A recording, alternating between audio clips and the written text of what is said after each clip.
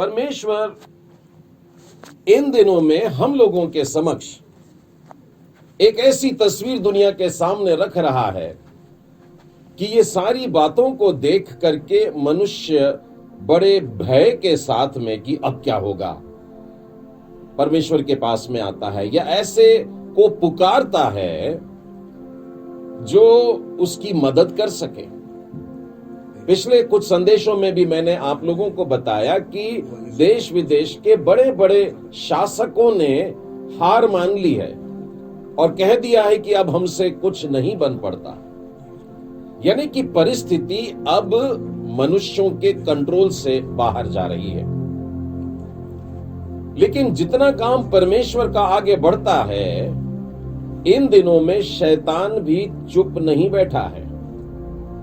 शैतान का काम भी जोरों से चल रहा है और वो लोगों के हृदय को बिगाड़ता है। यिर्मयाह नबी की पुस्तक कहती है कि हमारे दिल में, हमारे मन को एक असाध्य रोग लग गया है, एक ऐसी बीमारी लगी है जिसका कोई इलाज नहीं मिल रहा और मनुष्य लगातार अपने इस भ्रमित हृदय की सुन करके गलत कामों में पड़ता जा रहा है। अब एक और तो हम यह देखते हैं कि परमेश्वर की आराधना हो रही है, लोग बंद घरों में बैठ के परमेश्वर की स्तुति कर रहे हैं, लेकिन दूसरी तरफ शैतान की सुन करके भी बातें चल रही हैं। हाल ही में, मतलब अभी 10 दिन पहले की घटना है कि हमारे एक मित्र को एक मैसेज आता है कि उनको करोड़ों की लॉटरी लगी है। अब देखिए, इन कोरोना वायरस के दिनों में लोग भक्ति की तरफ लगे हैं, बाइबल की तरफ लगे हैं, लेकिन शैतान ने देखा कि लोग अपने अपने मोबाइल में भी लगे हुए हैं, तो मोबाइल पर एक मैसेज आता है और उसमें एक लिंक दिया हुआ था और उसमें अपने बारे में और अपना ईमेल एड्रेस देना था। तो भाई साहब ने जब देखे कि करोड़ों की, और करोड़ों से भी मतलब 2-4 करोड़ की बात नहीं है, 500-600 करोड़ का कुछ था, उसमें लॉटरी निकली आपको, आप ऐसा ऐसा करें। और हमारे भाई साहब ने उस पर क्लिक कर दी और उसके बाद में अपना ईमेल डाल दिया। अब ईमेल डालने के बाद तो और भी खुशी से उछल पड़े, क्योंकि अब उनके पास में वर्ल्ड बैंक के डायरेक्टर ने एक पत्र भेजा था उनके मेल पर कि हाँ, हमने देखा है कि आपको फलानी कंपनी की तरफ से एक लॉटरी खुली है इतनी बड़ी, तो वर्ल्ड बैंक आपको पैसा देगा।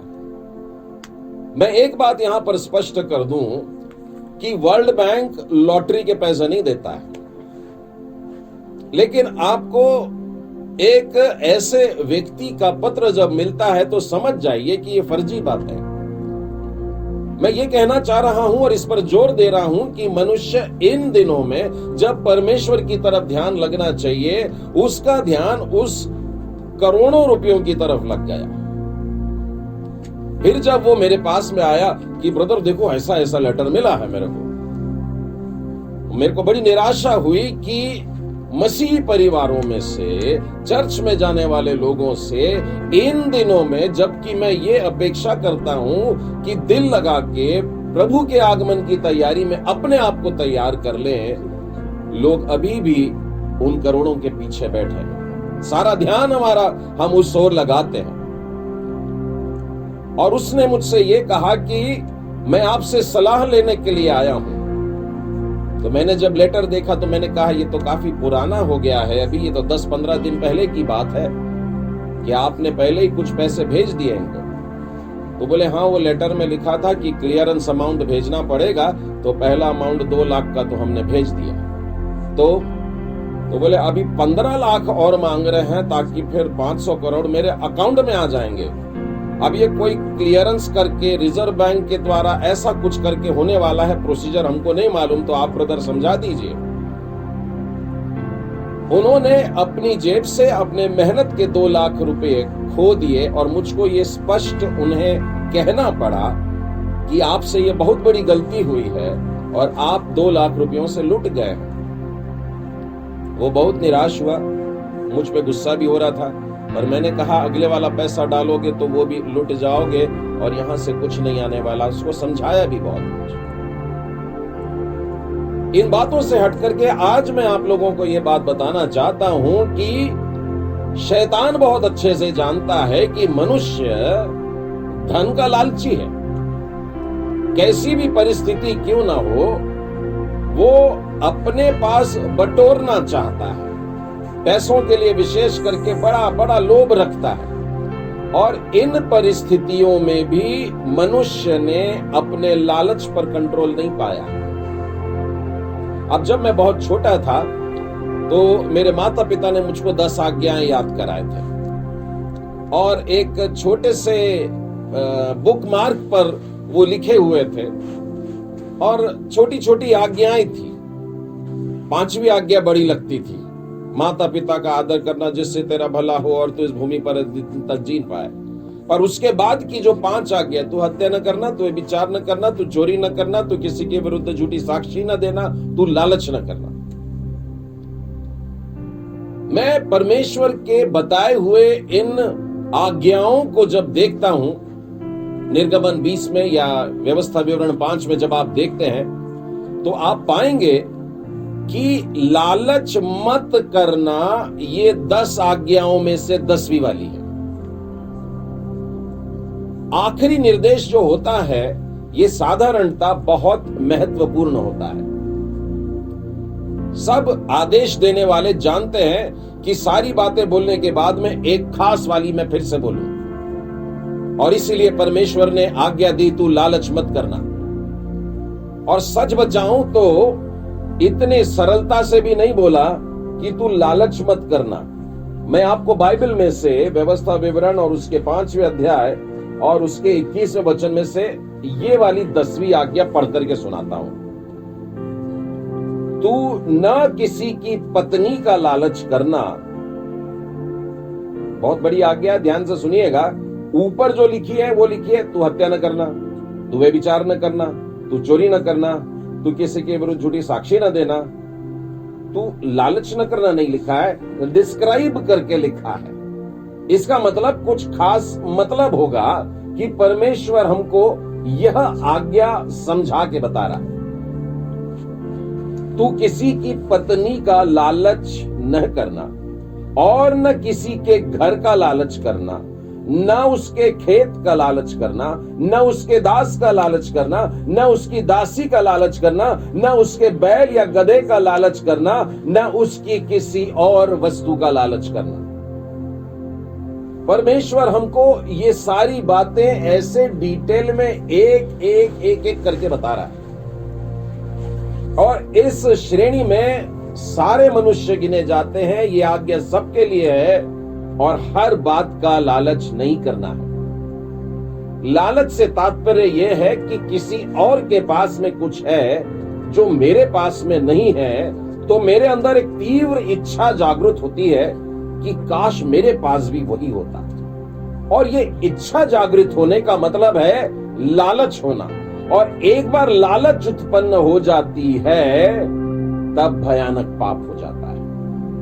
आप ध्यान से पढ़ेंगे तो पता लगेगा कि एक बार लालच जब आता है, 10वीं आज्ञा के उल्लंघन की बात जब आती है, तो मनुष्य पहली आज्ञा से लेकर 9वीं आज्ञा का उल्लंघन कर डालता है।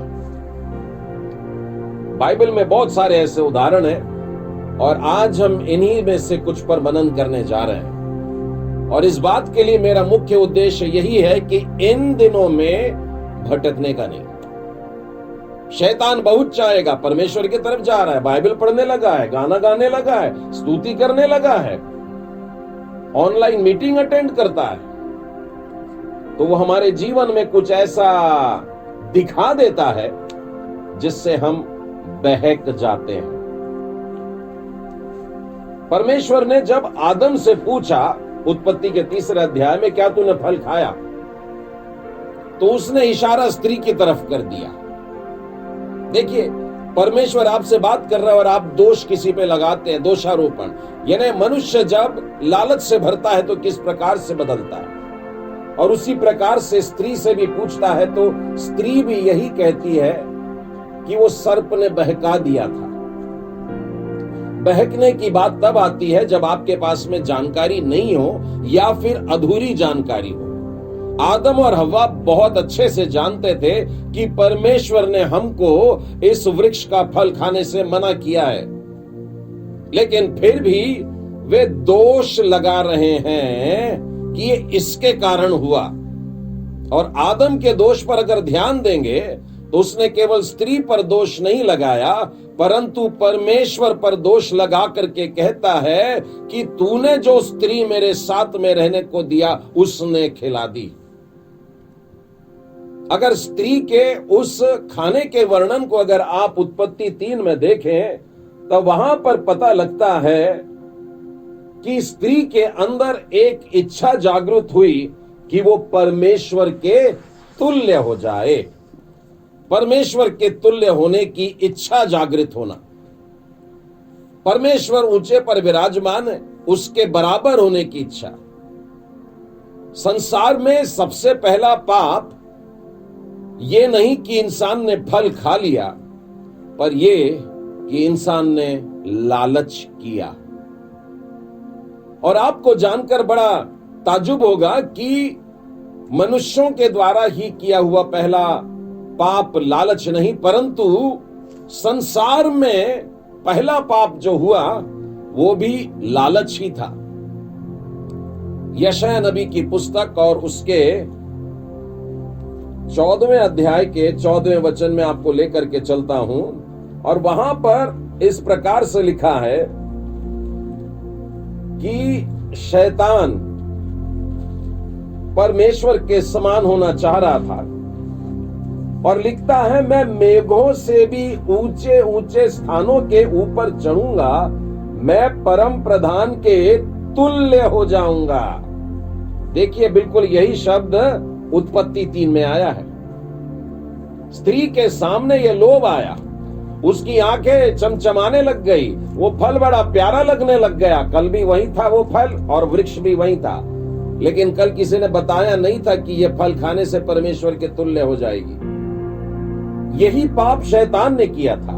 उस स्वर्गदूत ने, जो लूसीफर कहलाता है, उसने किया था, और उसी ने कहा था मैं स्वर्ग पर चढ़ूंगा। 13वां वचन, मैं अपने सिंहासन को ईश्वर के तारागण से भी ऊंचा कर लूंगा, मैं परमेश्वर के तुल्य हो जाऊंगा। वो परमेश्वर को देख रहा है, मेरे पास वो गद्दी नहीं है, वो मेरी होना चाहिए। लालच। मैं इन उदाहरणों के द्वारा यह बताना चाह रहा हूं कि लालच बड़ी भयानक बात होती है। एक बड़ा सुंदर सा दोहा है, माखी गुड़ में गड़ी रहे, पंख लिए लिपटाए, हाथ मले और सिर को धुने, लालच बुरी बलाए। गुड़ देखा है आपने? गुड़ का ढेला जो होता है, बाजार में जाइएगा, वहां पर गुड़ वाले की जो दुकान होती है उसके सामने 10 मिनट खड़े रहना, और वो गुड़ की ढेली के ऊपर मक्खियां भिन भिनाती हैं। अरे बड़ा प्यारा लगता है, ये एंगल से देखा, वो एंगल से देखा, सब जब तक दूर है तब तक ठीक है, लेकिन लालच बड़ी बुरी बात होती है। और जिस क्षण वो मक्खी उस गुड़ की ढेली पर बैठ जाती है, वो वहीं मर जाती है। सच पूछिए तो उसी क्षण मर जाती है। एक बार गुड़ की ढेली पर बैठ गई, उसके बाद उससे कभी निकलना नहीं होता है। वो वहीं बैठी है, वहीं चिपक गई है, उसका शरीर चिपक गया, उसे लग रहा कि मेरे को गुड़ की ढेली मिल गई, गुड़ का पहाड़ मिल गया, लेकिन उसके पंख अब लिपट गए हैं, वो अब उड़ने लायक नहीं बची और वहीं चिपक करके मर जाती है। लालच बड़ी भयानक बात होती है। आज हम इसी विषय पे मनन करने जा रहे हैं। परमेश्वर से हम बड़ी नम्रता में मांगेंगे कि प्रभु इस वचन को समझा, क्योंकि परमेश्वर आज अपनी प्रजा से इस घड़ी यह कह रहा है कि तुम बंद कमरों में होकर के मेरे पास आए हो, पूरे मन से मेरी आराधना करना, परमेश्वर आज भी ऐसे लोगों को ढूंढता है जो आत्मा से और सच्चाई से उसकी आराधना करते हैं। मतलब आराधना करने वाले बहुत हैं, बंद कमरों में बैठे बहुत हैं, बंद कमरों में बाइबल पढ़ के गीत गाने वाले बहुत हैं, लेकिन आत्मा से और सच्चाई से कौन करता है? यदि बंद कमरों के बाद भी हमारा ध्यान यही है कि अब ये सब कुछ खुलेगा और हम दौड़ेंगे और हम अपनी इच्छाएं जो इतने समय से दबा के रखे थे उनको तृप्त करेंगे, उनको पूरा करेंगे, तो हम परमेश्वर के राज्य के योग्य नहीं हुए। प्रियो, प्रार्थना करेंगे। प्रेमी परमेश्वर पिता, आज हम मनन करने के लिए, आपकी बातों को सुनने के लिए, आपकी डांट को सुनने के लिए हम प्रभु आपके सिंहासन के पास में आते हैं। हमें समझाइए, हमें सुधारिए और हमें डांटिए प्यारे परमेश्वर। हमारे भीतर से वो सारी बुरी बातें निकालकर प्रभु यीशु आपके कड़क शब्दों में प्रभु बोल करके बताइए, ताकि हम उसमें से बाहर निकलें और हम बचाए जाएं। आपके वचन हमारे भीतर और हमारे हड्डियों में, हमारे जोड़ों में और हमारी मज्जा में और हमारे विचारों में और हमारी भावनाओं में घुस जाए और इसके द्वारा हे परमेश्वर पिता हम शुद्ध किए जाएं, हम पवित्र किए जाएं। हे प्यारे परमेश्वर पिता, आज मेरे मुंह से निकलने वाले प्रत्येक शब्द को आपके पवित्र हाथों में सौंपता हूं प्यारे प्रभु। अपने आप को आपके पवित्र हाथों में सौंपता हूं प्यारे परमेश्वर पिता। होने दीजिए, मैं नहीं और मेरी इच्छा नहीं और मेरे ज्ञान और बुद्धि की बातें नहीं, परंतु आपकी इच्छा और पवित्र आत्मा की अगुवाई में आज का ये वचन हो, ताकि हर एक सुनने वाला परमेश्वर की असीम आशीष के अंतर्गत जीवन को पा सके। ये प्रार्थना उद्धार करता प्रभु यीशु मसीह के नाम में मांगते हैं, सुनो ग्रहण कर, आमीन। तो हम आज मनन करने जा रहे हैं इस बात पर कि परमेश्वर ने आज्ञा दिया तू लालच न करना। परमेश्वर ने अपनी आज्ञाओं में 10वीं आज्ञा पर यह बात कहा, तू लालच मत करना। 10वीं आज्ञा उस सूची में आखिरी आज्ञा थी। ऊपर की अगर भूल जाओ तो भूल जाओ, 10वीं वाली लास्ट में जो पड़ी वो हमेशा याद रहेगी, तू लालच मत करना। और बहुत स्पष्ट बता दिया किस बात का लालच नहीं करना, किस बात का लालच नहीं करना।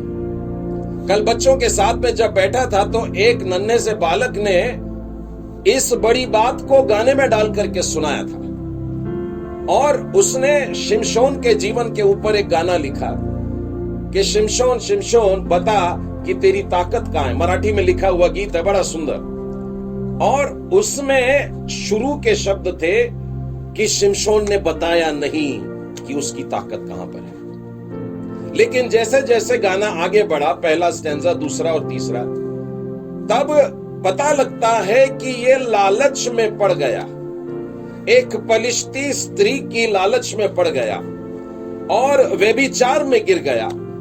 और फिर उसके बाद मां बाप की आज्ञा का उल्लंघन किया। परमेश्वर ने उसे नाज़ीर कहने का जीवन दिया था, परंतु परमेश्वर को ठुकराया। उसके बाद में अलग अलग तरीके से गिरता गया, गिरता गया, गिरता गया,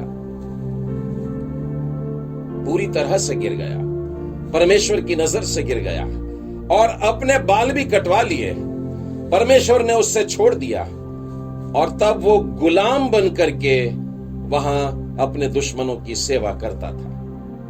मेरे मित्रों, जब लालच आता है तब क्लेश आता है। जब लालच आया तो शिमशोन के जीवन में और उसके कारण इजराइलियों के जीवन में महाक्लेश का समय आ गया।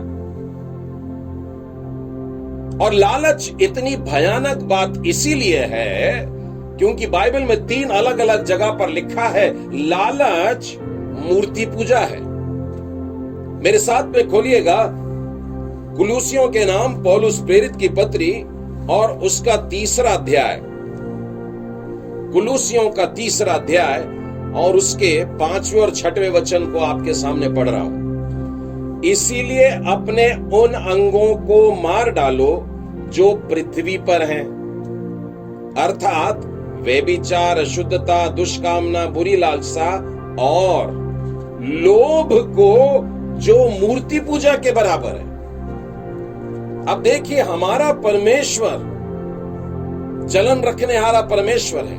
वो अपनी महिमा किसी और को नहीं देता है, और लोग अपने सच्चे जीवित परमेश्वर यहोवा को छोड़ करके अपने लिए मूर्तियां बना लेते हैं और वे व्यभिचार करते हैं, भयानक भयानक काम करते हैं। इस सूची में आखिरी में लिखा है लालच, जो मूर्ति पूजा के बराबर है।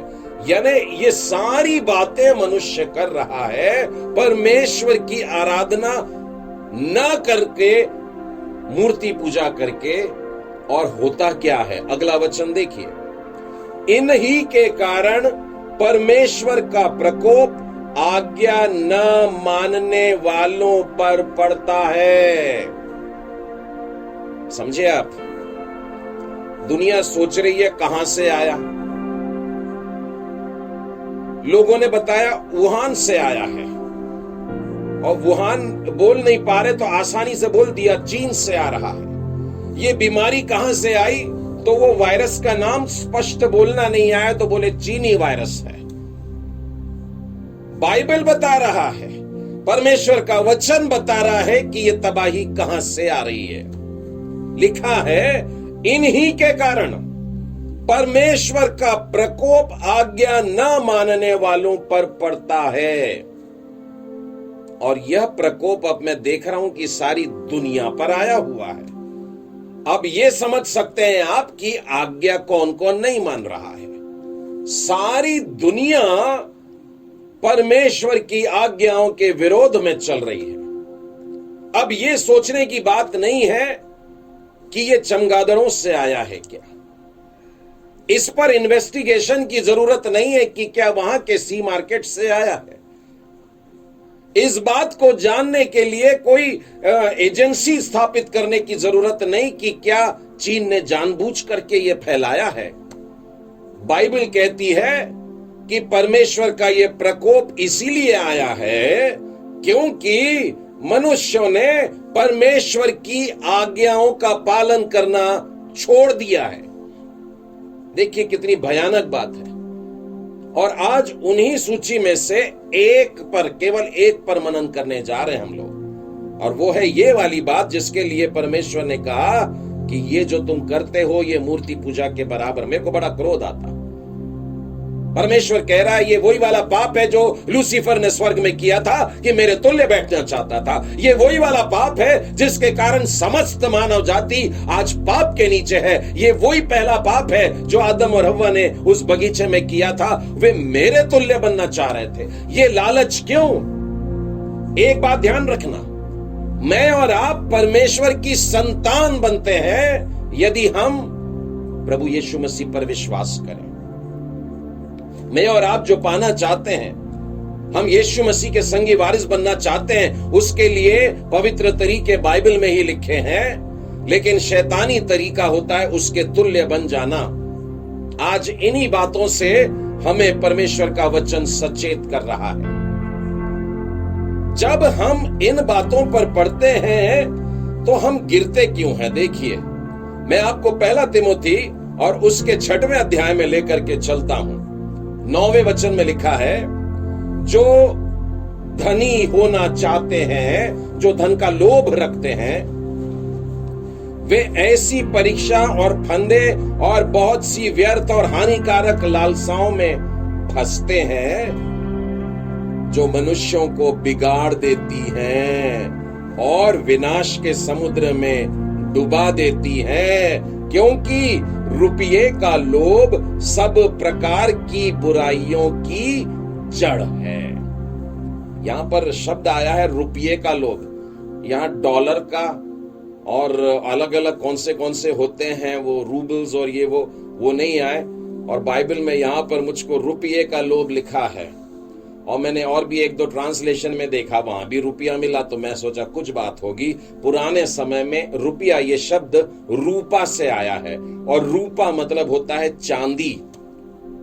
और आपको जान के ताजुब होगा कि इतिहास में एक ऐसा समय भी था जब सोना नीचे था और चांदी ऊपर थी, यानी चांदी का होना बहुत जरूरी था। रुपया सेकंड नंबर पे था। आजकल सोना फर्स्ट नंबर पे आ गया है और चांदी काफी नीचे है। तो ये जो रुपए का लोभ है, ये जो सोने चांदी का लोभ है, ये सब प्रकार की बुराइयों का जड़ है। देखिए, बुराइयां बहुत सारी हैं, सब प्रकार की बुराइयां हैं, पर इन सब प्रकार की बुराइयों में जो जड़ है, जो मूल है, जो स्टार्टिंग पॉइंट है, वो है लोभ, लालच। यहीं से सारी तबाहियां शुरू हो जाती हैं। मैं आपको पुराने नियम का एक उदाहरण बताना चाहता हूं जहां पर चांदी का लोभ हुआ। आपने देखा कि मूसा के बाद परमेश्वर ने इजराइलियों की कमान यहोशू के हाथ में दी थी, और यहोशू जब यरीहो नगर को जीतने के लिए गए तो वहां की हालत देख करके लगा कि जीत नहीं सकते, क्योंकि वो शहर बहुत बड़ा था, क्योंकि उसकी दीवारें बहुत ऊंची थी, क्योंकि उसकी दीवारें बड़ी चौड़ी थी, और वहां के लोग बड़े बलिष्ठ थे। और ये सूची बहुत लंबी है, बहुत बहुत बहुत बहुत इतने भयानक है कि हम उनके सामने टिकेंगे नहीं, ऐसी रिपोर्ट भी थी। लेकिन परमेश्वर अपने भक्त यहोशू को यह कहता है कि ये तेरा नहीं, मेरा युद्ध है, और तू चल। और आपको देखना ये किस तरीके से जीते। उन्होंने यरीहो नगर का एक चक्कर लगाया। किस लिए लगाया? परमेश्वर की आज्ञा को मानते हुए।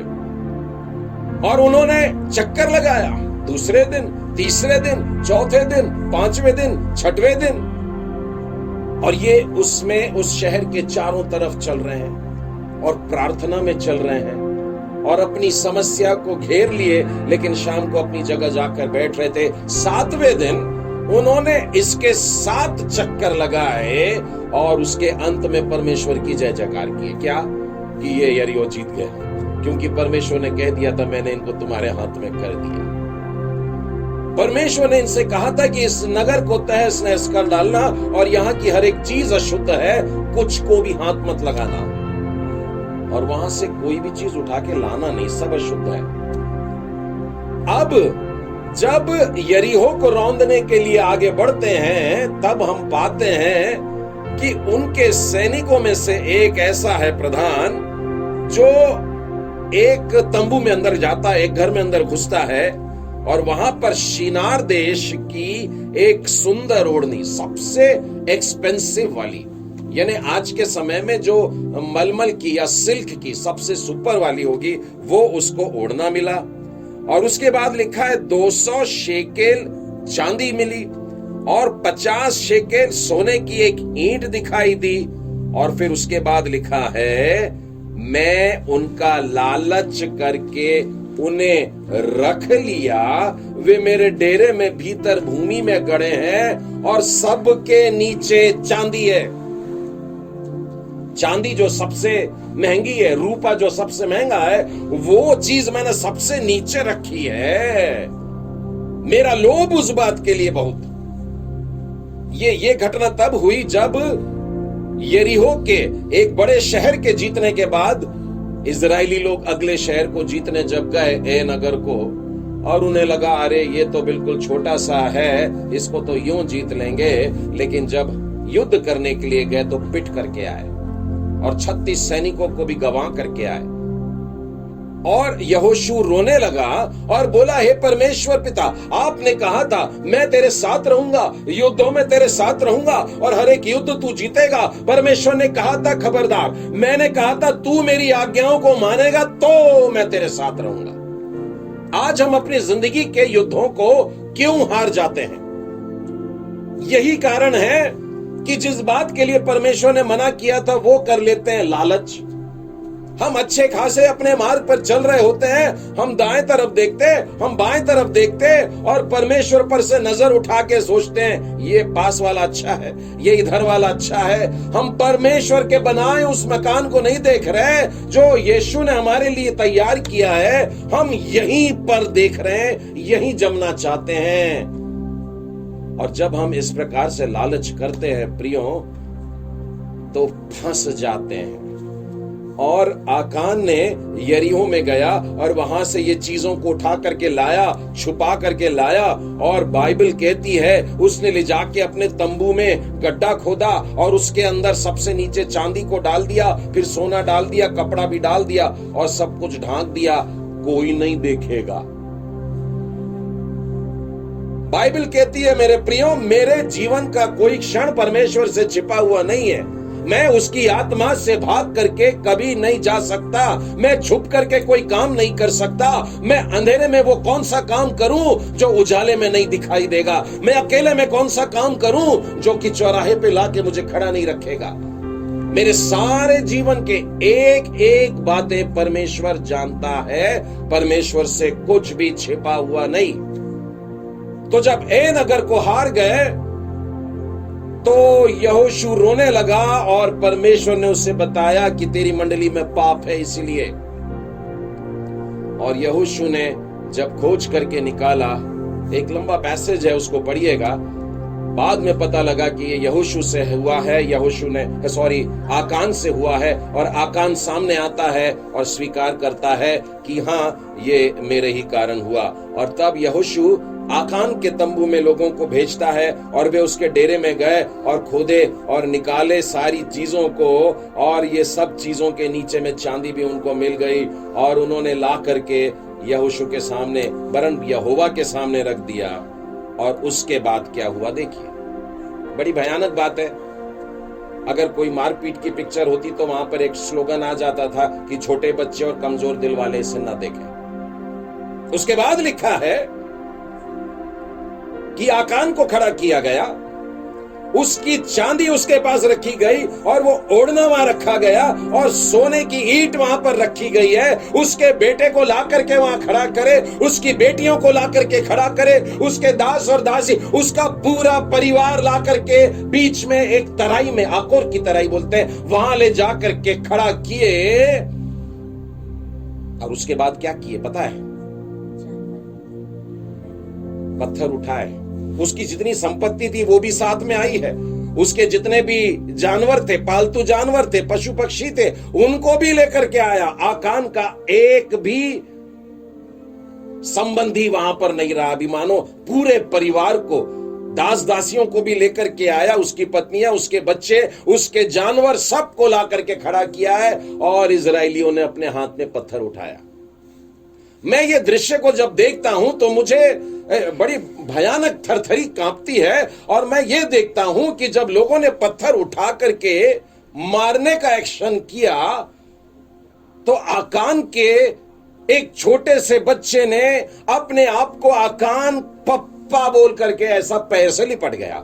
मैंने ऐसा अंदाज लगाया, एक छोटा सा बच्चा अगर होगा उसका, उसके पांव से लिपट जाएगा और जोर से बोला होगा पप्पा, और पूछ रहा होगा पप्पा बताओ ये लोग, धाड़ से उसको एक पत्थर पड़ा, ये लोग क्यों मार रहे हैं मुझे? उसकी बेटियां चीख रही होगी, आकान पप्पा बताओ ये लोग हमको पत्थर क्यों मार रहे हैं? आकान का पाप, घर में एक व्यक्ति ने पाप किया है, लेकिन बाइबल बताती है परमेश्वर का प्रकोप पड़ता है, सब पर पड़ता है,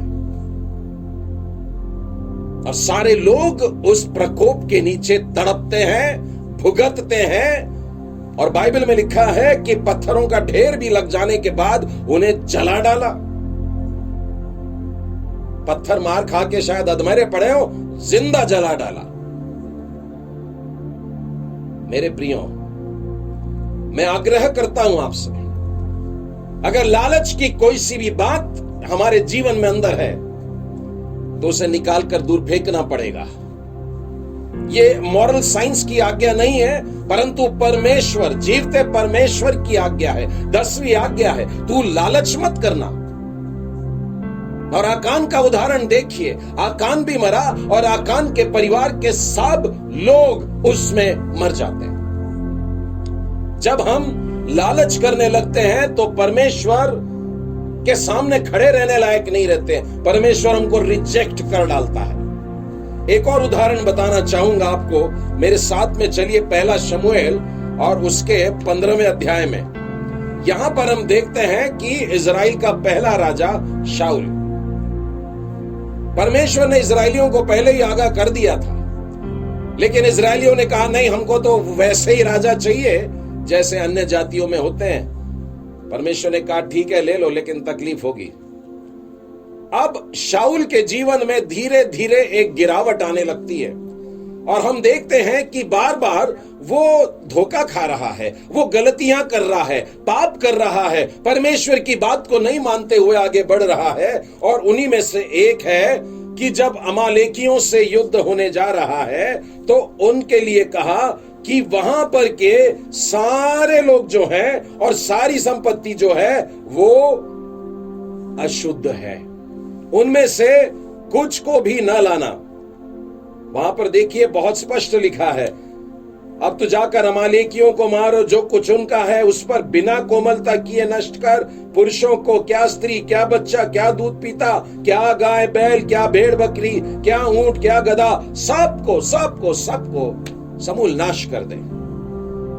अब जब शाऊल वहां पर जाता है, परमेश्वर की आज्ञा को लेकर के जा रहा है और परमेश्वर ने कहा है मैं युद्ध जिताने में तुझको मदद करता हूं। अब देखिए जब वो वहां पर पहुंचा तो युद्ध को जीत रहा है, वरन जीत भी गया। अभी लूट बटोरने का समय आ गया, लेकिन परमेश्वर ने कहा था सब कुछ नष्ट कर डालना। 9वें वचन में लिखा है, परंतु अगाग पर और अच्छी से अच्छी भेड़ बकरियां, गाय बैलों, मोटे पशुओं और मेमनों और जो कुछ अच्छा था उन पर शाऊल और उसकी प्रजा ने कोमलता की और उन्हें नष्ट करना न चाहा। परमेश्वर की आज्ञा का विरोध हो गया। क्यों? लालच। बताता हूं अभी कैसे। परंतु जो कुछ तुच्छ और निकम्मा था उसका उन्होंने सत्यानाश कर दिया। सब कुछ को मारने निकले, लेकिन एक बढ़िया वाली जर्सी गाय दिख गई, एक दिन में 40 लीटर दूध देगी, मलाई वाला। शाऊल ने सोचा नहीं, ये वाली गाय को रख लेते हैं, सैनिकों के काम आ जाएगी, अपने लिए नहीं लेते, चलो दूसरा। फिर आगे बढ़े, फिर एक बीमार बकरी मिली और वो भी लंगड़ती हुई थी और वो भी बच्चा ज्यादा, उससे क्या होने वाला, तो तलवार लिए और उसको मार डाले। तो जैसे जैसे आगे बढ़े, जो भी तुच्छ मिल रहा है, जो भी कमजोर मिल रहा है, जो भी बीमार मिल रहा है, जो भी टूटा फूटा मिल रहा है, सबको जलाते जा रहे। प्रभु जी देख, तूने बोला था नाश कर रहा हूं, नाश कर रहा हूं, नाश कर रहा हूं। लेकिन जब जब कुछ अच्छा मिला, अच्छी भेड़, अच्छी बकरी, मोटी गाय और अच्छे अच्छे, ये सब को नाश नहीं किया, समेट करके रख लिया। और तो और लिखा है अगाग को भी, यानी कि अमालेकियों का जो प्रधान था, जो राजा था, उसको भी उसने नाश नहीं किया। मालूम है क्यों? अगाग मतलब वहां का राजा, मतलब दुश्मनों का राजा। मैं इस तरीके से बताता हूं, अगर किसी ने सड़क के किसी भिखारी को किडनैप कर लिया और सोचा फिरौती की रकम मांगू, तो उस भिखारी के लिए कोई कुछ नहीं देगा। परंतु अगर किसी देश के राजा के बेटे को, कोई बड़े प्रेसिडेंट के बेटे को या प्रेसिडेंट को ही किडनैप कर ले, तो उसके बदले में बहुत से लोग फिरौती की बड़ी रकम देते हैं। हालांकि ये राज्य को लूट लिया था, लेकिन इन राज्यों के पास में फिर भी बहुत सा छुपा हुआ रहता है। तो ये राजा को भी लेकर के आया कि इसको जिंदा पकड़ूंगा तो ये मेरे को और दे सकता है छुड़ाने के। परमेश्वर ने कहा था सब कुछ नष्ट करना, लेकिन उसने इन सब को लेकर के आ गया। और लाने के बाद में देखिए, जब पकड़ा गया, यानी कि वहां पर शमूएल नबी पहुंचता है और ये कहता है कि तूने ये क्या किया, परमेश्वर की बातों का पालन नहीं किया, तो उल्टा झूठ कह रहा है। देखिए अब एक के बाद एक गलत काम होने लगते हैं। लालच किया था, परमेश्वर की आज्ञा का उल्लंघन किया था, अपना ध्यान इन बातों पर लगाया, उनको लेकर के आया है, अब झूठ भी बोल रहा है। नहीं नहीं, ये तो मेरी प्रजा ने लेकर के आए हैं, और वो भी किस लिए कि प्रभु जी तुझको चढ़ाएं। यानी लोगों की तरफ से भी अब झूठ बोलने लगे हैं। लेकिन परमेश्वर जो हमारे मन को जानता है, वो जानता है कि ये झूठ बोल रहा है। और इसके बाद में परमेश्वर का दास क्या कहता है, क्या यहोवा होम बलियों से और मेल बलियों से उतना प्रसन्न होता है जितना कि अपनी बात के माने जाने से प्रसन्न होता है। और इस घटना के बाद में लिखा है, तब परमेश्वर ने शाऊल को राजा बना करके पछताया। 15वें अध्याय के 35वें वचन में शाऊल को उसने राजा होने के लिए अयोग्य समझा। शाऊल रणनीतियां सोच रहा होगा, लड़ाई किस तरीके से होती, लूट कैसे लाना और बांटना, लेकिन इन सब से भी ऊंचा परमेश्वर की आज्ञा होती है। परमेश्वर की आज्ञा को उस राजा ने टाल दिया। देखिए, पहले वाली जो थी वो एक साधारण स्त्री थी, उसके बाद में दूसरे उदाहरण में एक सेनापति था, और अब हम एक राजा को देखते हैं जिसने लालच किया, लेकिन परमेश्वर ने उसको रिजेक्ट कर दिया, इसीलिए कि वो परमेश्वर की आज्ञा का पालन नहीं किया है। जब हम लालच में पड़ जाते हैं प्रियो, तो परमेश्वर के सामने खड़े रहने के योग्य नहीं रहते हैं। चौथा उदाहरण जो देखेंगे वो है प्रभु यीशु के एक शिष्य का, और इसके लिए मैं आपको लेकर के चलता हूं मत्ती रचित सुसमाचार और उसके 26वें अध्याय और उसके 14वें वचन से आगे। तब यहूदा इस्करियोती जो 12 चेलों में से एक था, प्रधान याजकों के पास जाकर कहा, यदि मैं उसे तुम्हारे हाथ पकड़वा दूं तो तुम मुझे क्या दोगे? उन्होंने उसे 30 चांदी के सिक्के तौल कर दे दिए, और वो उसी समय से पकड़वाने का अवसर ढूंढने लगा। प्रभु यीशु मसीह का चेला, मैं और आप अपने आप को यीशु के डिसाइपल्स बताते हैं, इसलिए ये वाला वचन पढ़ना बहुत जरूरी है। प्रभु यीशु मसीह के साथ चलने के बावजूद हमारा ध्यान रुपए की तरफ लग सकता है, लालच में पड़ सकता है, और इसीलिए इस उदाहरण में बहुत स्पष्ट लिखा कि 30 चांदी के सिक्के तौल करके उसको जब मिले तो वो मौका ढूंढने लगा इन 30 चांदी के सिक्कों की कीमत देने के लिए। यदि आप यूहन्ना के 12वें अध्याय में इस बात को देखेंगे तो आपको पता चलेगा कि यहूदा इस्करियोती का लालच में गिरना कोई सडन अटैक नहीं था शैतान का। शैतान के साथ रोज बरोज थोड़ा थोड़ा पकड़ के चलना। लोग कहते हैं कि थोड़ा थोड़ा सा चलता है, लेकिन बाइबल कहती है पाप के विषय में बूंद बूंद भी अलाउड नहीं है। हमको अपने आप को शुद्ध और पवित्र रख करके चलना है। यहूदा इस्करियोती पैसों की थैली रखता था अपने पास। मैं आपको यूहन्ना के 12वें अध्याय से एक घटना बताता हूं, जहां पर यीशु फसह के पर्व में यरूशलेम आए हैं और एक घर में गए हैं जहां पर यीशु के पांव पर इत्र उंडेला जा रहा है। अब एक स्त्री आती है और उसने जटामासी का आधा सेर बहुमूल्य इत्र लेकर यीशु के पांव पर डाल दिया, परंतु उसके चेलों में से यहूदा इस्करियोती नामक एक चेला जो उसे पकड़वाने पर था, कहने लगा, यह इत्र 300 दीनार में बेचकर कंगालों को क्यों न दिया गया? अब बड़ा लॉजिकल थॉट लगता है नहीं क्या? चर्च के किसी मीटिंग में चल रही चर्चा के समान लग रहा है कि ये इतने सारे पैसों का तुमने डेकोरेशन कर दिया, इसकी बजाय तो तुम गरीबों को बांट देते। यहूदा इस्करियोती ने बोला, ये इत्र वेस्ट कर दिया उसने।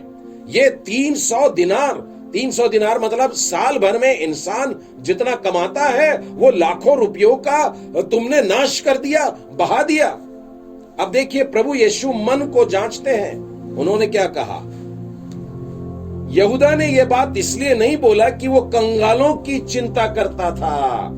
देखिए, जब जुबान से कंगालों की चिंता की बात भी निकलती है ना, तो परमेश्वर जानता है कि हम वास्तव में कंगालों की चिंता करते हैं या नहीं करते।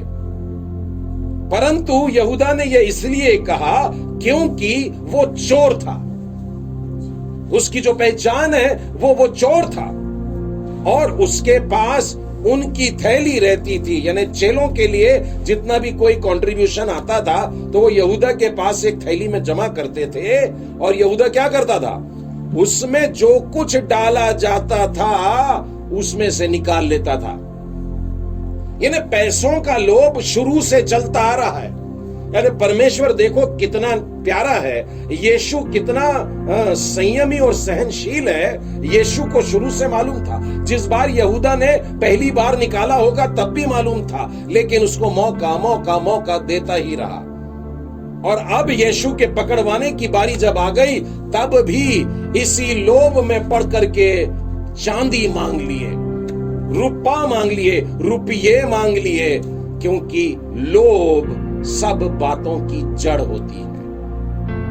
यीशु से प्यार करना छोटा हो गया, रुपये से प्यार करना बड़ा हो गया। आज यह जांच कर लेने की जरूरत है, जब हम बंद कमरों में बैठे हुए हैं, कि हम वास्तव में किससे प्यार करते हैं। दिखाई तो यह पड़ता है कि हम परमेश्वर के हैं, वचन को पढ़ रहे हैं, मनन कर रहे हैं, घंटों कर रहे हैं, लेकिन परमेश्वर जानता है कि अंदर क्या है। कंगालों की सुधि की बात करते हैं, लेकिन अंदर कंगालों की जरा भी चिंता नहीं, चोर है और पैसे जमा करना चाह रहा है। लोभ की बात और प्रभु यीशु के पकड़वाने का कारण हुआ। और आपको मालूम है ये पैसों का क्या उपयोग हुआ? क्या ये व्यक्ति उन पैसों का उपयोग कर पाया? बाइबल बताती है कि प्रभु यीशु के पकड़वाए जाने वाले रात को ही जाकर के वो अपने आप को फांसी लगा लेता है, वो आत्महत्या कर लेता है, सीधा शैतान के पास पहुंच जाता है। जब लालच होता है तब भयानक बात होती है, तब नाश होता है। और कितना प्यारा व्यक्ति रहा ये, जिस पर लोगों ने ट्रस्ट किया था, शिष्यों ने ट्रस्ट किया था, उसे अपना ट्रेजरार बनाया था, वो अपने पैसों को उनके पास में रखते थे, लेकिन लालच के कारण धोखा खाया और तकलीफ हुई, मृत्यु आई, और उसके परिवार को भी ये बात दुख सहनी पड़ी। तो प्रभु यीशु का चेला भी ऐसे ही करता है। पांचवा उदाहरण जो हम देख रहे हैं वो है परमेश्वर का सेवक। और इसके लिए मैं आपको पुराने नियम में लेकर के चलता हूं, और यहां पर मैं चाहूंगा कि आप राजाओं की पुस्तक खोलें, दूसरा राजा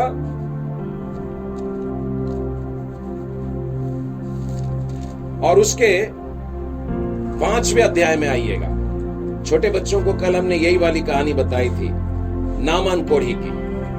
तो यहां पर हम देखेंगे परमेश्वर का सेवक, और वो सेवक का सेवक मतलब अगली पीढ़ी में यही बहुत बड़ा सेवक बनने वाला है। अब जब मैं एलीशा को देखता हूं तो मैं ये पाता हूं कि ये एलिया का सेवक था। एलिया में जो परमेश्वर की आत्मा थी उसके डबल वाला एलीशा पे थी।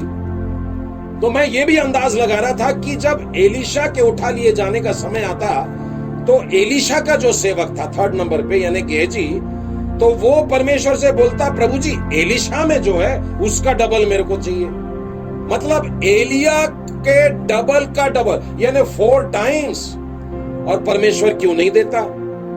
एलिया का एलीशा को डबल मिला, तो परमेश्वर एलीशा का भी डबल गेहजी को देता, अगर वो मांगता, अगर वो उसकी सी चाल चलता। लेकिन ये नामान कोढ़ी वाले इंसिडेंट्स के बाद पता लगा कि वो परमेश्वर की सेवकाई से हटा दिया गया। वो उस लायक नहीं था कि परमेश्वर की सेवा करे। उसके अंदर पवित्र आत्मा के आकर ठहरने की तो कोई बात ही नहीं। उसने शैतान को यहां पर जगह दे रखा था। नामान कोढ़ी ने बहुत सारे गिफ्ट्स लेकर के आया था, और वो गिफ्ट्स की भी सूची दी हुई है कि उसने अपने साथ साथ क्या लाया था, 10 किक्कार चांदी लेकर के आया था। और देखिए यानी कि सैकड़ों किलोग्राम, यानी मनुष्य के वजन का भी 6-7 गुना इतना चांदी लेकर के आया था। और उसके बाद में सोने के 6000 टुकड़े और 10 जोड़े कपड़े, इतने सारे गिफ्ट्स लेकर के वो आया था। और वो एलीशा को दे देना चाहता था। और एलीशा उसको जो तरीका बताता है कि यर्दन नदी में जाकर के 7 डुबकी लगा ले। अब ये कोढ़ियों को चंगा करने की विधि नहीं थी, नहीं तो सारे के सारे कोढ़ी जाते और यर्दन में 7 डुबकी लगा लेते। चंगाई परमेश्वर की ओर से मिलती है। जब हमारे इंडिया में, भारत देश में एक बहन जो पहली कोविड-19 की बीमारी में से निकली हुई स्त्री थी, उसका इंटरव्यू चल रहा था और टीवी पर उसके इंटरव्यू वालों ने पूछा कि अस्पताल की हालत के बारे में बताइए कि कैसे आपको डॉक्टरों ने अच्छा किया और नर्सेस ने अच्छा किया। तो उस बहन ने बताई कि डॉक्टर और नर्सेस तो कमरे में भी नहीं आते थे, मेरे प्रभु यीशु ने मुझको अच्छा किया। और उसने 2 बार कही, 3 बार कही कि प्रभु यीशु ख्रीस्त मुझको अच्छा करता है। क्यों कही उसने? क्या यही लोग और ये जो हमारे चार तरफ घूमते हैं वो लोग करते हैं? तो यहां पर मैं बताना चाहूंगा, नामान कोढ़ी की बीमारी यर्दन के पानी से अच्छी नहीं हुई। परमेश्वर की आज्ञा मानने से, परमेश्वर के भक्त ने उससे कहा जा और यर्दन में डुबकी लगा, और परमेश्वर की आज्ञा मान करके नामान यर्दन में 7 डुबकी लगाता है और 7वीं बार जब ऊपर आता है उसके स्किन का वर्णन पढ़िए।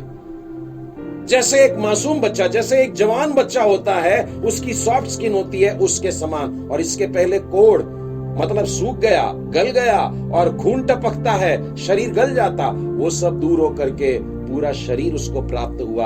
ये चंगाई प्राप्त हुई, ये परमेश्वर की चंगाई उसको प्राप्त हुई। वो बहुत खुश हुआ और वो ला करके इन चीजों को, ये 10 किक्कार चांदी, 6000 टुकड़ा सोना और 10 जोड़े कपड़े लेकर के आता है और कहता है, एलीशा इन गिफ्ट्स को मैं तेरे लिए लाया हूं, इनको ले ले। 16वें वचन में लिखा है, एलीशा ने कहा, यहोवा जिसके सम्मुख में उपस्थित रहता हूं उसके जीवन की शपथ मैं कुछ भी भेंट न लूंगा।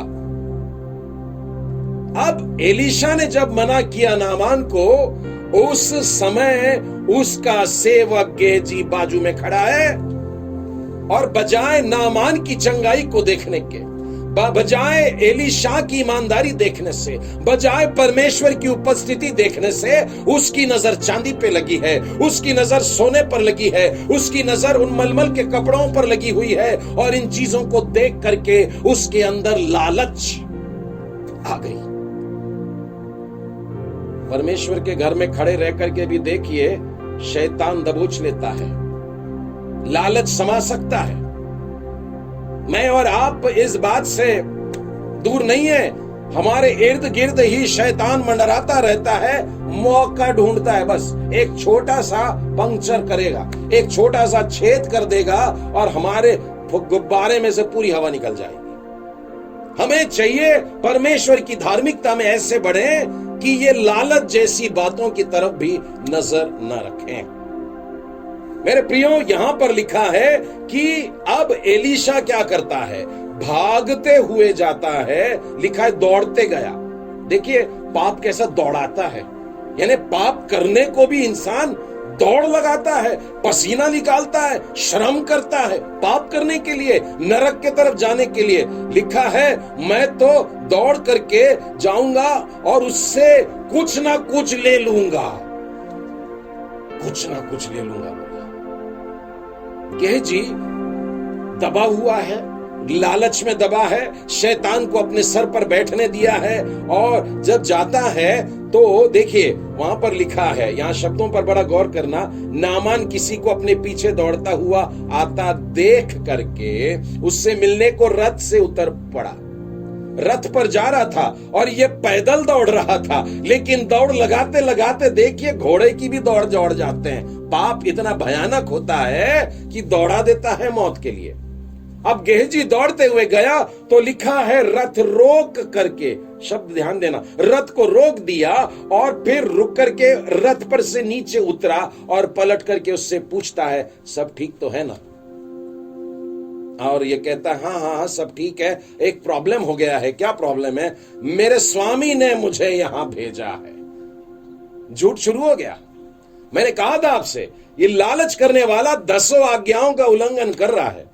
और यहां पर हम देखते हैं कि झूठ निशेष है, क्योंकि झूठ का पिता हमारे अंदर आके बैठ जाता है जब लालच होती है। वहां पर आदम ने भी झूठा दोष लगा दिया। इसी प्रकार से हम देखते हैं शाऊल राजा भी अपनी प्रजा पर डाल दे रहा है। और अभी हम देख रहे हैं कि ये गेहजी बोलता है मेरे को एलीशा ने भेजा है, जबकि ऐसी कोई बात नहीं थी। और किस लिए भेजा है? दूसरा झूठ सुनिए। कुछ एप्रेम के पहाड़ी देश से भविष्यवक्ताओं के चेले में से 2 जवान लोग आ गए। अच्छा, फिर तीसरा झूठ बोलता है और मेरे स्वामी ने कहा है कि इनके लिए थोड़े से चांदी और 2 जोड़े वस्त्र लेके आ। और उसके बाद में नामान ने कहा खुशी से तू 1 क्यों मांगता, तू 2 ले जा ले। और तब उसने उससे बहुत विनती करके 2 किक्कर चांदी अलग थैलियों में बांधकर 2 जोड़े वस्त्र समेत अपने 2 सेवकों पर लाद दिया। देखिए, हैवी बात थी। मैंने कहा है आपको कि मनुष्य के वजन से भी 6-7 गुना होने नहीं वाला, परंतु उसने इनको लाद दिया। बड़ा हेवी वर्क हो गया उस पर, और वो उनके आगे आगे उनको ले चला। लेकिन जब वो टीले के पास में पहुंचा, उस पहाड़ी के पास में पहुंचा जहां एलीशा बैठे हैं, वहां पर ला करके उसने उनसे ले लिया, मनुष्यों को विदा कर दिया। और गेहजी ने बोला अभी मैं यहां से संभाल लूंगा। जब तक नीचे चल रहे थे तो उनके ऊपर लदवा के लाया। अब जब टेकड़ी पे चढ़ने की बारी आई तो मदद मांगने की बजाय अभी मैं यहां से संभाल लूंगा। फिर झूठ को छुपाने के लिए एक और झूठ। और अब वो चेले लोग अगर ऊपर आ जाएंगे, यदि नामान के सैनिक ऊपर आ जाएंगे तो सब पर्दाफाश हो जाएगा। उसने कहा यहां से ये बोरा मैं लाद कर ले चलूंगा। फिर क्या हुआ? अब वो वहां पर पहुंचा ही है, अपने स्वामी के सामने आकर खड़ा हुआ, एलीशा के सामने आया। एलीशा ने उससे पूछा हे गेहजी तू कहां से आता है? 5वां झूठ, मैं तो यही था। झूठ पर झूठ बोले जाते हैं।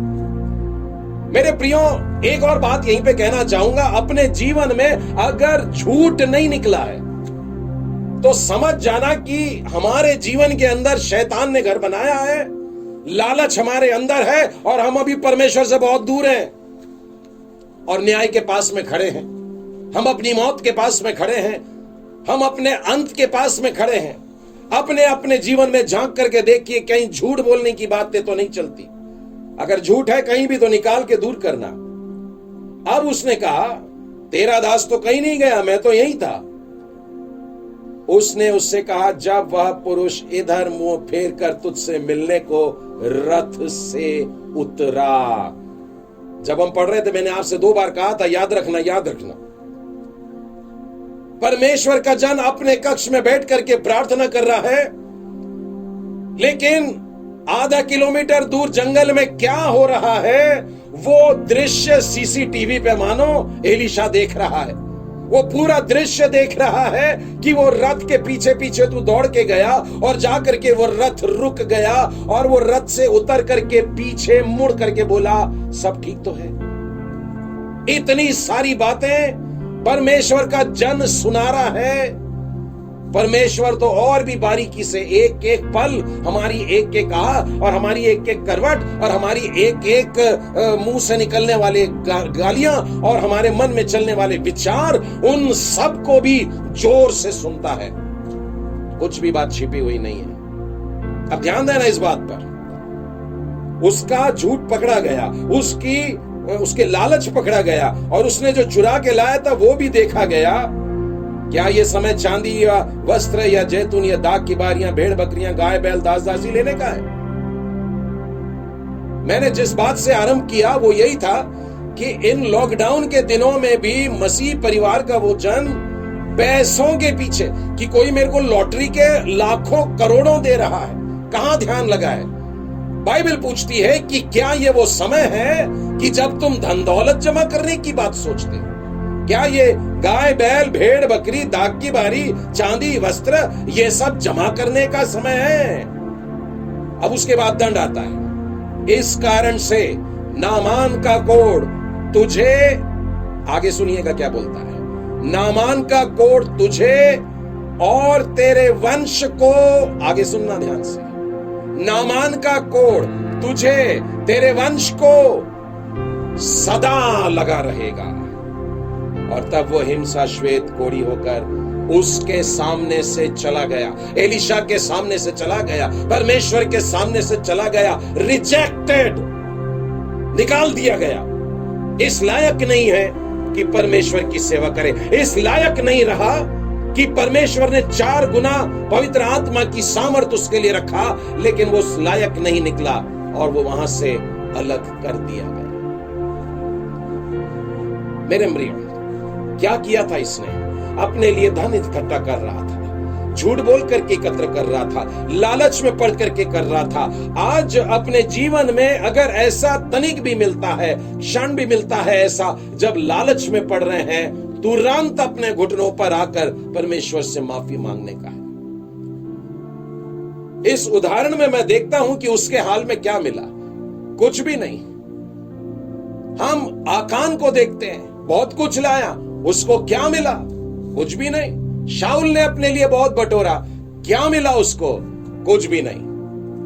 भारत देश में एक बार एक राजा हुआ था, एक शासक था जो मुगलों की तरफ से आया हुआ था, और वो बहुत धनवान था, और वो हर जगह जाता तो बड़ी लूट मचाता और खूब सारा धन, सोना चांदी हीरे जवाहरात लेकर आता।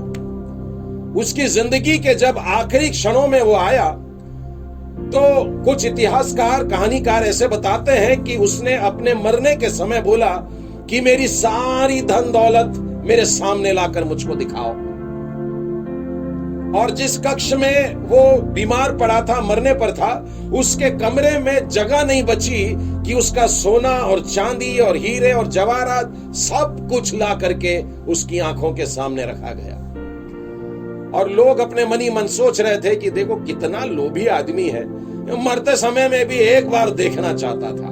हाँ, ये लोभ ही था जो इस प्रकार से जमा करवाया, लेकिन मरते समय उसे एहसास हुआ और उसने अपने लोगों से कहा कि कल जब मैं मर जाऊंगा, कल जब मेरा जनाजा तुम उठाओगे, तो मेरी अर्थी से बाहर मेरे दोनों हाथों को नंगे बाहर रखना, मेरे दोनों हाथों को बाहर निकाल के रख देना, और लोग देखेंगे, क्योंकि लोग जानते हैं कि आज संसार में सबसे धनवान व्यक्ति मैं हूं। तो जब मेरी अर्थी के बाहर इन खाली हाथों को देखेंगे तो जान जाएंगे कि इंसान अपने साथ कुछ भी लेकर के नहीं जाता।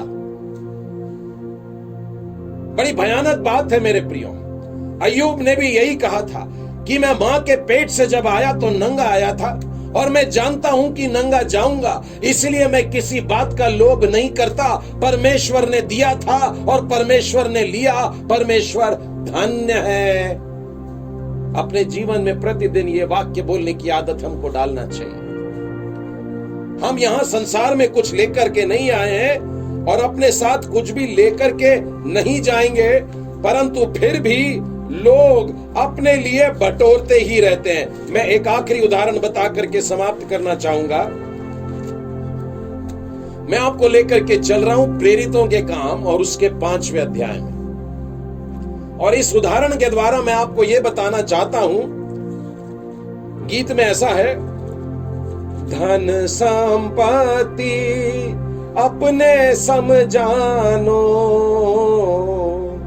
धन संपत्ति अपने समझानो, ले जाए हो का बांधी गठरिया।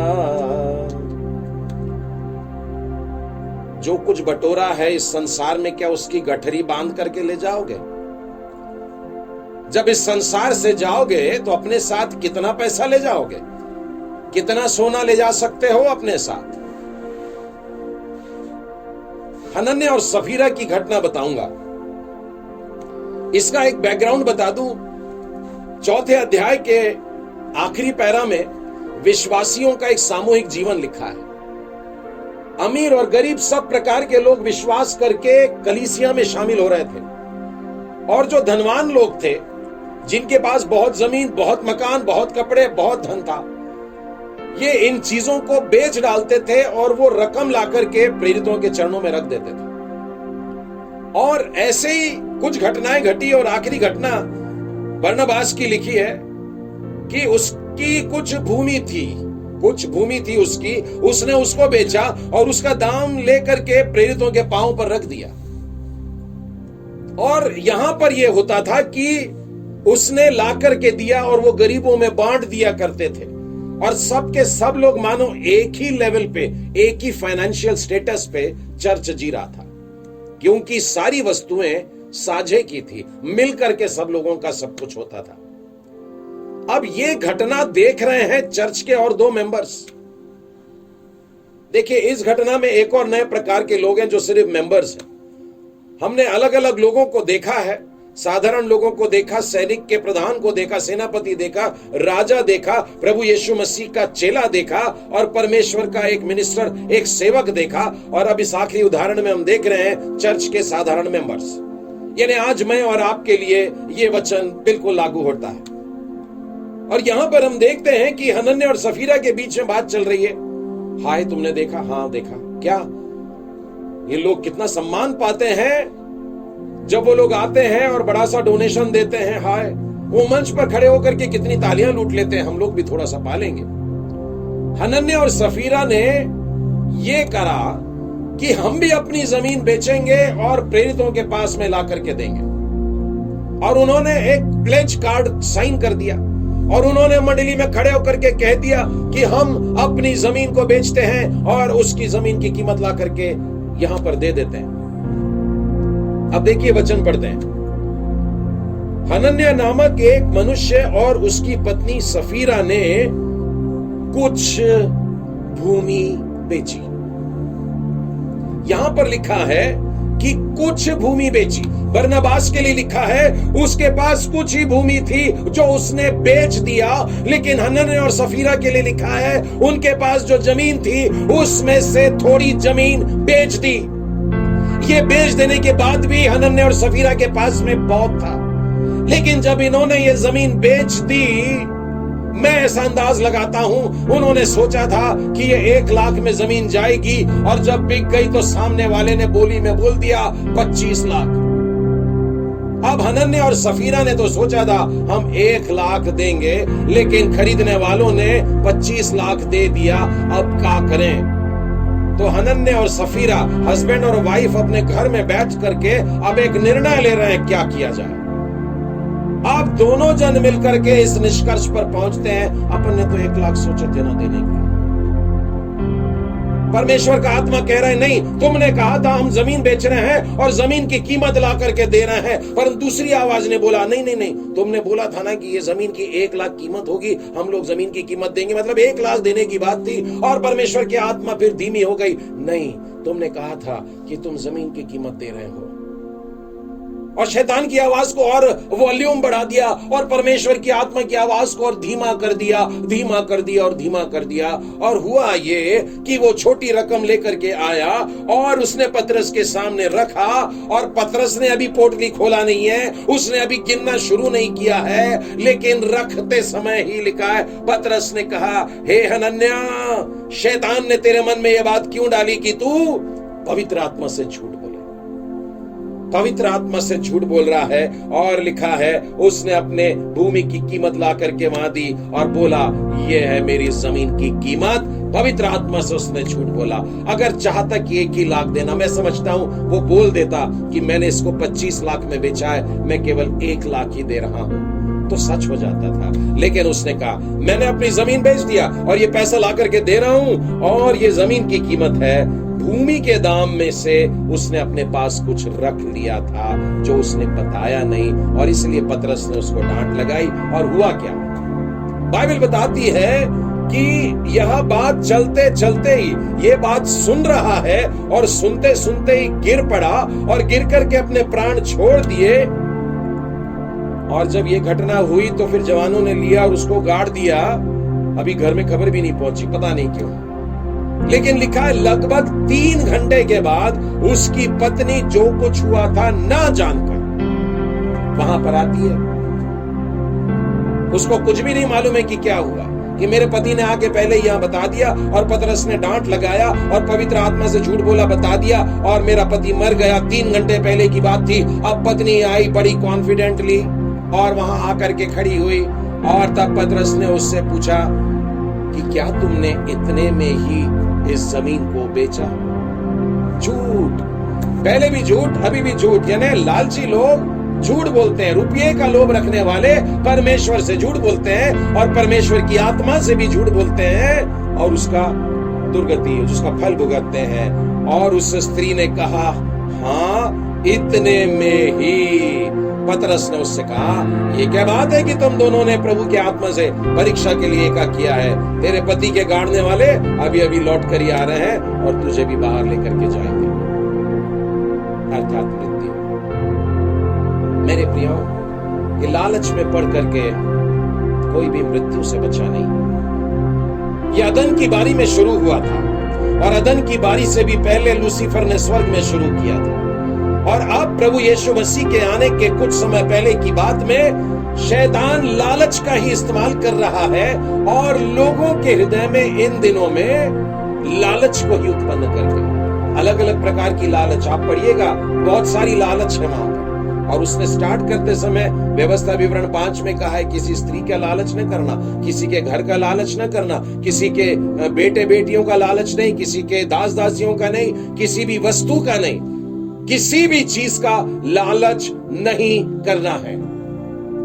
इन दिनों में हम सच्चे हृदय से परमेश्वर की आराधना करें और जांचें अपने आप को और परमेश्वर से कहें कि प्रभु मेरे मन को धो करके शुद्ध कर दीजिए।